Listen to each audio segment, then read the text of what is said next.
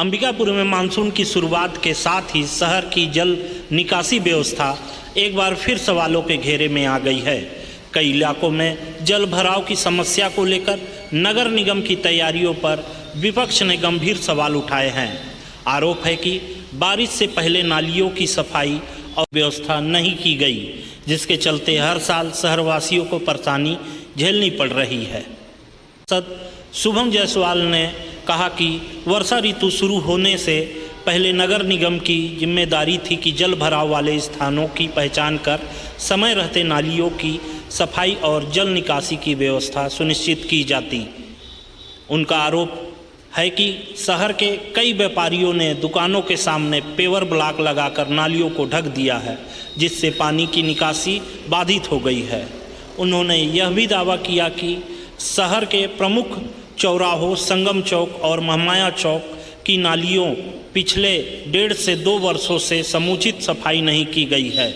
वहीं MG road स्थित women's hostel और पीजी कॉलेज के आसपास पिछले 2 वर्षों से लगातार जल भराव की समस्या बनी हुई है, लेकिन इसके स्थायी समाधान के लिए अब तक कोई भी प्रभावी कदम नहीं उठाया गया है।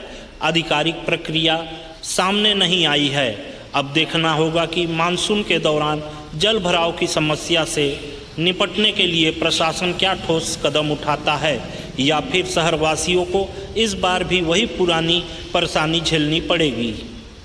देखिए, सबसे पहले तो बताना चाहता हूं कि बारिश जिस प्रकार शुरू हो गया, वर्षा ऋतु पहले शुरू होने से पहले अंबिकापुर नगर निगम की ये जिम्मेदारी बनती है, अधिकारियों कर्मचारियों की ये जिम्मेदारी बनती है कि कहां कहां कौन कौन से जगहों पर जो जल भराव की स्थिति उत्पन्न हो रही है। आज हम लोग देखते आ रहे हैं कि शहर में बहुत सारे ऐसे लोग हैं जो अपने दुकान के सामने में पेवर ब्लॉक लगाकर नाली को जाम कर दिए हैं। कहीं कहीं पर ऐसी स्थिति है कि साल, 1.5 साल, 2 साल हो गए हैं जो बीच शहर के जो प्रमुख जगह हैं, जैसे संगम चौक हो गया, महमाया चौक हो गया, यहाँ पे आज तक नाली की सफाई नहीं की गई है।